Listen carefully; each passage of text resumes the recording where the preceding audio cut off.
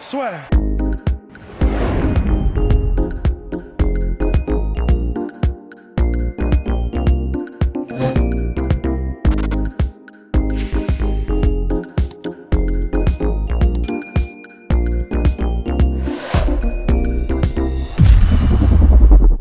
Bonjour à toutes et à tous, bienvenue dans le podcast. La soirée Mike Tyson contre Roy Jones Jr. vient de se terminer au Staples Center. Les deux hommes ont été jusqu'au bout des 8 rounds, donc ça s'est soldé par une illégalité, comme c'était initialement prévu. Pas de décision des juges pour décerner un vainqueur officiel de ce combat. Alors, quelques petites choses quand même à retenir sur ce choc. Bah tout d'abord, c'est vrai qu'on avait deux quinquagénaires, et certes, on peut peut-être être déçu par le fait que Mike Tyson n'ait pas réussi à finir Roy Jones Jr., mais c'est vrai que après 15 ans d'inactivité, je lui tire quand même mon chapeau parce que il a réussi à peser physiquement sur son adversaire. Gros travail au corps aussi que j'ai beaucoup apprécié.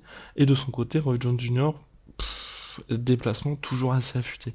Ça faisait plus de 2 ans qu'il n'avait pas combattu. Bah mine de rien, les deux ont vraiment été dignes, et c'est ça qu'il faut peut-être reconnaître en premier dans ce combat-là, c'est que finalement, on n'a pas le rendu qu'avait eu un Kimbo Slice contre Dada 5000 au Bellator, où on avait vraiment deux mecs complètement rincés, c'était pénible, vraiment pour les fans à voir. Là, on a deux mecs qui étaient vraiment en forme, pour leur âge bien entendu, qui venaient pour boxer, et un combat qui a été, somme toute, mine de rien, très plaisant. Surtout qu'en plus, je sais pas ce que vous en avez pensé, mais moi j'ai beaucoup apprécié la déco du Staples Center. Ça faisait vraiment, ils ont parfaitement profité du fait que l'événement était à huis clos pour véritablement avoir une ambiance, une atmosphère où le ring prenait part surtout. Donc moi j'ai beaucoup apprécié ça. Pour le reste, ils avaient quand même mis les moyens avec Michael Buffer quand même qui arrivait. Donc Michael Buffer, c'est le Let's Get Ready to Rumble, donc demi-frère de Bruce Buffer, announcer de l'UFC. Nio pour l'hymne national, peut-être. Et ça, je pense qu'à mon avis, le public français n'a pas vraiment apprécié. C'est toute l'attente quasi interminable avec les nombreux concerts. Ce qu'il faut savoir aussi, c'est que l'événement était un pay-per-view aux États-Unis.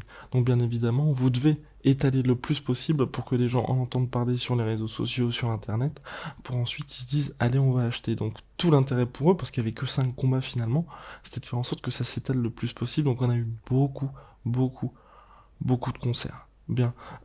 Sinon, au-delà de ça, Mike Tyson a dit qu'il voulait revenir pour 2021. Pour ma part, j'attends ça avec une certaine impatience. J'espère qu'il y aura toujours en fait des adversaires qui lui seront favorables, parce que c'est le genre de combat, on n'a pas envie de voir Roy Jones ou Mike Tyson mis en difficulté, ou qu'il y a un petit peu ce côté, les mecs n'auraient pas dû être là. Donc potentiellement des quinquas qui l'affrontent, ça pourrait être intéressant. Là, financièrement, ce qui a été révélé, c'est qu'ils ont tous les deux touché 1 million de dollars hors bonus pay-per-view.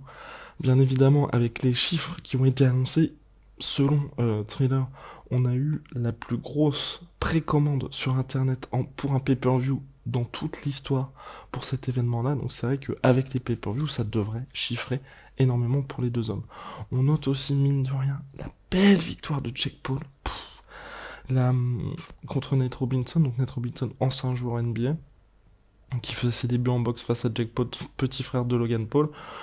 Bon, là clairement il y avait une différence de niveau assez criante entre d'un côté un Nate Robinson plus petit, qui était toujours beaucoup trop court, toujours, comment est-ce que je peux vous dire ça, qui sur ses offensives était obligé de s'overextend parce qu'il avait une très très mauvaise maîtrise des distances adverses, et finalement Jake Paul n'avait qu'à le cueillir en contre à plusieurs reprises.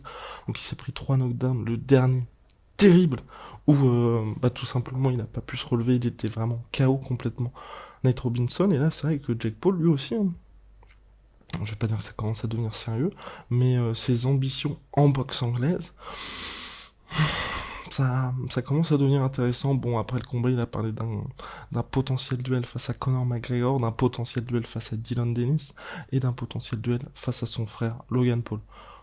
Et peut-être KSI aussi. Pour ma part, je pense que les options KSI et Logan Paul sont, selon toute vraisemblance, les plus plausibles, tout simplement, parce que c'est vrai que Conor McGregor, comment dire, il y a vraiment une différence de niveau entre les deux. Après, ce qui serait intéressant, c'est vrai que là, comme le combat était en cruiserweight, de voir si Conor McGregor, dans un combat contre Logan Paul, enfin, contre Jake Paul, ferait le combat dans sa catégorie de prédilection à moins de 70, et de son côté, Jake Paul arriverait à en cruiserweight. Après bon, là ce ne sont que des suppositions. Conor McGregor est vraiment déterminé à revenir à l'UFC, à retrouver vraiment une belle carrière sportive, donc il a clairement, enfin, je pense que dans ses plans, il n'y a pas du tout ce délire de faire des exhibitions face à des youtubeurs. Au contraire, c'est là, s'il devait faire un combat en boxe anglaise, ce serait plutôt contre Manny Pacquiao, puisqu'il partage le même manager avec Manny Pacquiao, et surtout, mine de rien, Manny Pacquiao, c'est toujours l'un des meilleurs welterweight de la planète, et toujours propriétaire de ceinture. Donc bon, pour Conor McGregor, ça aurait pas mal de sens. Enfin, j'ai envie d'ajouter, parce que oui, j'avais pas parlé de ça, c'est vrai que Mike Tyson, toute la semaine, il y a une très très bonne ambiance, et là, il est resté là-dessus, extrêmement respectueux face à Roy Jones, j'ai beaucoup apprécié ça aussi, et non, c'était vraiment au niveau atmosphère, niveau ambiance, très bon combat. Certes, on a pu le feu d'artifice espéré et attendu, mais ça reste un très bel événement. N'hésitez pas à nous dire ce que vous en avez pensé de cet événement Mike Tyson contre Roy Jones Jr. en commentaire.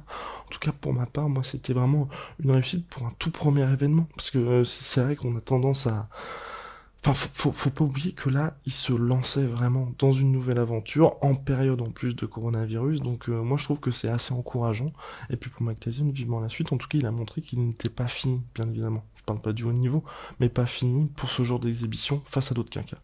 See you very soon, big shout out à My Sweet Protein, moins 38% sur tout My Protein avec le code de la sueur, et moins 10% sur tout Venom avec le code de la sueur. Swear.